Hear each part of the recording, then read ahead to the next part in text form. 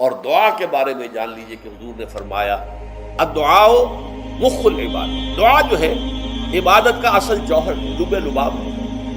اور یہ بھی کہا الدعاء هو العبادہ، دعا ہی اصل عبادت ہے، دعا ہی اصل عبادت ہے۔ دعا جو ہے وہ روح ہے اس کی۔ اور علامہ اقبال نے اپنے لیکچر میں جو یہ خطبہ رکھا ہے اس موضوع کے لیے، میننگ آف پریئر ان اسلام، بڑا عظیم، اس نے جو نقشہ کھینچا ہے کہ یہ پریئر کیا ہے۔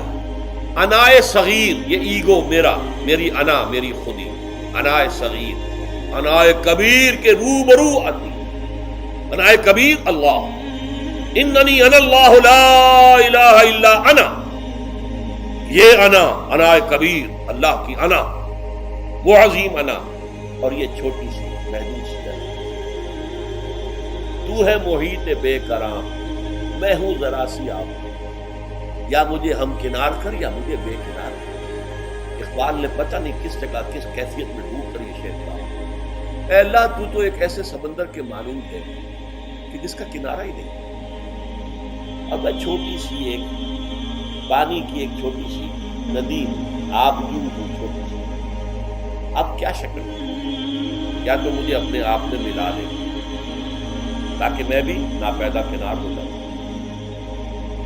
دریائے سندھ کا پانی جب سمندر میں گر جاتا تو سمندر بن جاتا، اور یا پھر مجھے بھی بے کنار کر دے، میری وجود کو بھی اتنی وسعت دے دے۔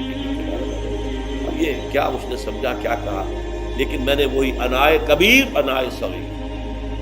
ایک ہے نماز ہم پڑھ لیتے ہیں، آپ نے سارا پڑھ لیا، سارا تعدیل ارکان بھی کر لی، لیکن اگر آپ کا اللہ کے ساتھ ڈائریکٹ کمیونین اور ڈائریکٹ کمیونیکیشن قائم نہیں ہوا تو نماز، جس کو کہ کہا گیا کہ الصلاۃ معراج المومنین، جو قرب حضور کو حاصل ہوا معراج میں، وہ ایک بندہ مومن دنیا میں رہتے ہوئے حاصل کر سکتا ہے نماز، اگر اس کی روح جو ہے واقعتاً ہم کا نام ہو رہی ہو، الحمدللہ رب العالمین الرحمن الرحیم مالک یوم الدین اہدنا الصراط المستقیم ایاک نعبد و ایاک، اگر ہم واقعتاً ایسے کہہ رہے ہوں کہ ہمیں احساس ہو کہ ہم اللہ کے حضور میں حاضر ہیں اور عرض کر رہے ہیں، سجدہ کریں تو حدیث میں آتا ہے کہ ایسے محسوس ہو کہ گویا کہ میں نے اپنا سر اللہ کے قدموں میں رکھ دیا۔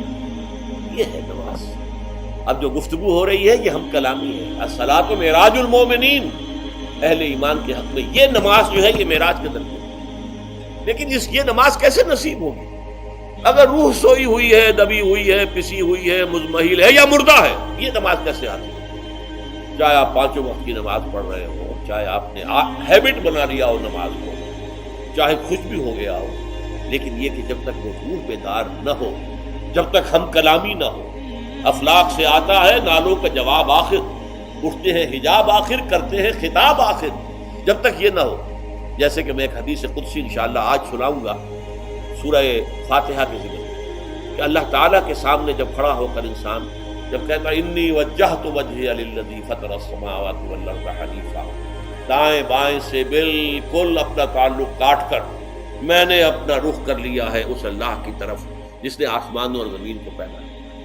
اب یہ توجہ وجہ تو اگر یہ جو ہے چہرہ تو ہم نے کر دیا خانہ کعبہ کی طرف، اندر سے ہماری روح متوجہ نہیں ہوئی، وہ سوئی پڑی ہوئی، اسے پتہ ہی کچھ نہیں کہ کیا ہو رہا، تو اس صورت میں وہ کیا ہے؟ ظاہری بات تو پوری ہو گئی، نماز کا ثواب ہو جائے گا، فرض کی ادائیگی کا ثواب مل جائے گا، لیکن وہ اصل نماز کو حاصل نہیں ہوگی۔ یہ ہے وہ بات کہ وَإِذَا سَأَلَكَ عِبَادِي عَنِّي فَإِنِّي قَرِيبٌ، اے نبی جب میرے بندوں کی روحیں بیدار ہو جائیں، توانا ہو جائیں، حیات تازہ سے وہ ہم کنار ہو جائیں، اور پھر وہ میرے بارے میں پوچھیں، وہ میرا تقرب حاصل کرنا چاہتے ہیں، تو آپ سے پوچھیں تو کہیے میں قریب ہوں۔ اجیب دعوت الداع اذا دعان، یہ ہے وہ دعا، میں ہر پکارنے والے کی پکار، ہر دعا کرنے والے کی دعا کو سنتا ہوں، قبول کرتا ہوں، جواب دیتا ہوں جہاں کہیں بھی مجھے پکارے۔ اذا دعان،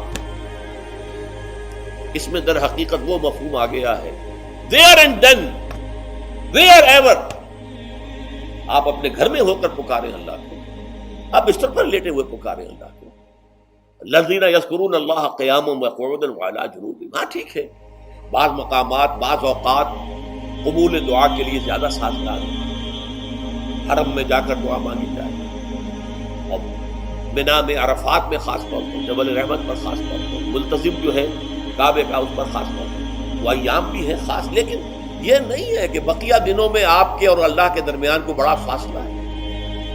یہ سارا دنیا میں مشرکانہ نظاموں نے تصور پیدا کیا، اللہ تو دور ہے دور ہے دور ہے دور ہے، پاک ہے پاک ہے پاک، تم ناپاک ہو ناپاک ہو ناپاک ہو، اور تم تو بڑی پستی میں پڑے ہو، تم اللہ سے براہ راست ہم کلام نہیں ہو سکتے. کوئی درمیانی چاہیے، کوئی لنکس چاہیے. کوئی پجاری ہوگا، کوئی پروہت ہوگا، کوئی پنڈت ہوگا، کوئی پیر ہوگا، کوئی پادری ہوگا، کوئی پوپ ہوگا، اس کے ذریعے سے تم اللہ سے ہم کلام ہو، خود نہیں. اور جب ذریعے بیچ میں آ گئے تو ان کی مٹھی گرم کرو، ان کی چاپلوسی کرو، ان کو بھی جو ہے چادریں چڑھاؤ، ان کو نذرانے پیش کرو. یہ ہے بدترین ایکسپلائٹیشن جو مذہب کے ذریعے سے نوع انسانی کی. سمائے دنیا تک ہم نزول فرما لیتے ہیں تمہارے لیے، اور پکارنے والا پکارتا ہے، حل من مستغفر فاغفر له، ہے کوئی استغفار کرنے والا کہ میں اسے بخش دوں. حل من سائل فاعطیہ، ہے کوئی مانگنے والا کہ میں اسے عطا کروں. تم بھی سوئے رہتے ہو، انڈا غفیر رہتے ہو، تمہیں ہماری طرف توجہ نہیں ہے. اگر ہماری طرف متوجہ ہو جاؤ تو جیسے کہ اقبال نے کہا کہ میرے لیے یہ دربان جو ہے ویران کلیسا کو کلیسا سے اٹھا دو. کیوں خالق و مخلوق میں حائل رہے پردے، کہ اللہ کہتا ہے مجھ سے ہم کلام ہونے کے لیے کسی واسطے کی، کسی وسیلے کی کوئی حاجت نہیں، جب چاہو مجھ سے ہم کلام ہو.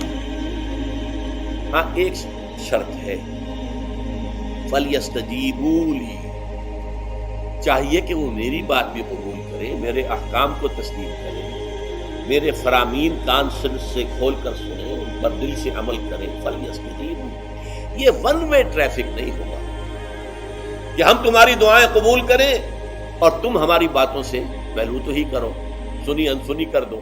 یہ نہیں ہوگا. یہ ایک ٹو وے تعلق ہے، جسے آج کل کہا جاتا ہے بائی لیٹرل تعلق ہے. بائی لیٹرل تعلق ہے اللہ اور بندے کے درمیان. بندہ توبہ کرتا ہے معاصی سے، اللہ تعالیٰ بھی اس کے لیے بھی لفظ تواب ہے، وہ بھی اپنی رحمت کے ساتھ دوبارہ متوجہ ہے. تم اللہ کو یاد کرو، فاذکرونی اذکرکم، مجھے یاد رکھو میں تمہیں یاد رکھوں. ان تنصروا اللہ ینصرکم، اگر تم اللہ کی مدد کرو گے اللہ تمہاری مدد کرے گا. یہ ہے دو طرفہ بات. اسی طریقے سے تم چاہتے ہو کہ میں تمہاری دعائیں قبول کروں، مجیب و دعوت الداعی اذا دعان، میں ہر پکارنے والے کی پکار کو سنتا ہوں جب اور جہاں، ویئر اینڈ وین وہ مجھے پکارے.